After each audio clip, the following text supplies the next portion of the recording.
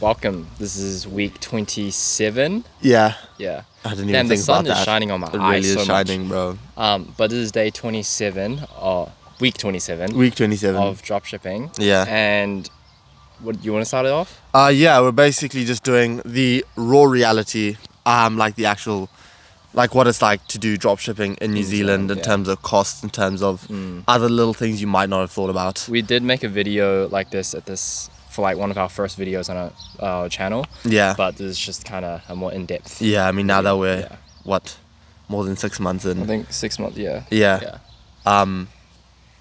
It sort of makes sense to do another one. Yeah. A little bit more like summarized as well. Firstly, Shipping. Things just take so long to ship here.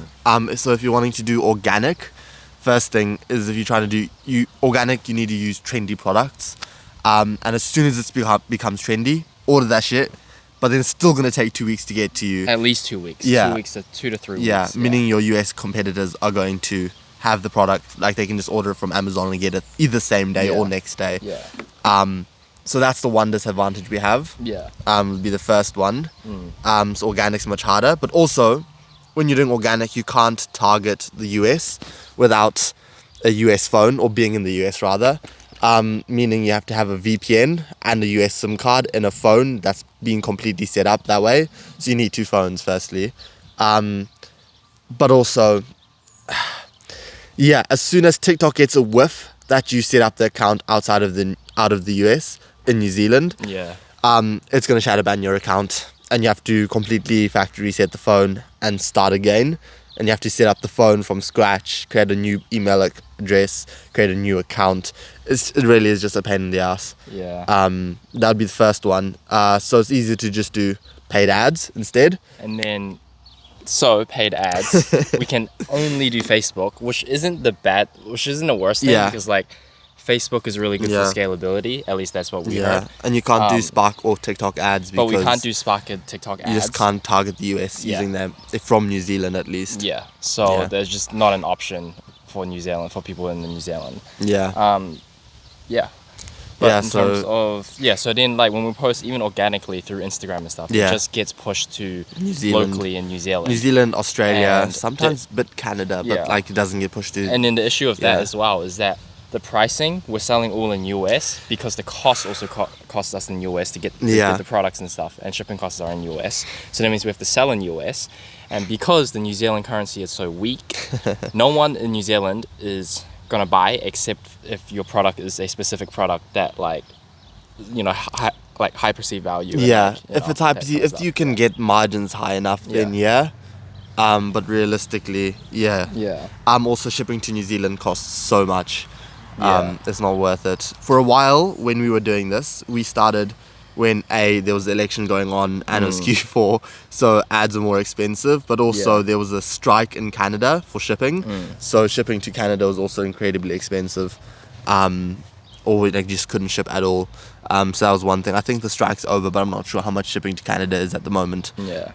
But realistically, US and the UK are the only real markets you can hit. I mean, this time around I've been targeting US and UK only. Yeah. And because first of all, if your pricing is based in US, it's not that different to UK. Yeah. The pricing, and I got better performance just targeting US and UK.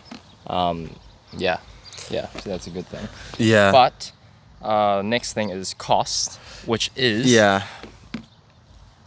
ignore everything else that other gurus tell you about. You don't need money to start dropshipping. You need money to start dropshipping. No matter how good you are, you still need money to start dropshipping. Yeah. You can run off like the free trials and stuff for a bit, but up until a point you will need money, and it is not smart getting into e-com or dropshipping or whatever without having at least 2K saved just for product costs and ads, just for ads essentially. And on top of that, you have to have recurring income coming in from a full-time job, part-time job, whatever you want.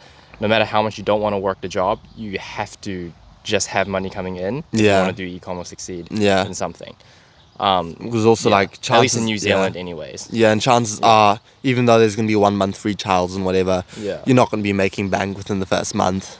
You're going to be so shit at making ads when you first start. even if you do have a marketing background, still just like the little nitty gritty about like getting the store set up and all that. Like, there's just lots that you have to learn in the first month at least. Where you won't be making money. So realistically, you're gonna have to pay for Shopify. You're gonna have to pay for some fulfillment service like AutoDS or DS's or Zendrop. Personally, we don't really recommend AutoDS. It was okay-ish. I know, we used AutoDS and then we realized the cost is very, very expensive. At least for the products that I was doing. Well, actually, all the products I was trying to do, they were very expensive. They were pretty expensive, Compared to Zendrop, it was a bit cheaper. However, still really expensive. Especially like the membership subscription. Zendrop really has slightly faster shipping though. Which is why I sort of used Zendrop for a bit. I do like the UI of Zendrop. But right now I'm using DSRs. And although I still haven't gotten a sale yet, but I've only been running ads for like 2 days. And I stopped them because I need to create new ads again. But I did get a lot of site visits and stuff. But essentially DSRs, I'll test it out and then I'll give you guys an update. Sweet.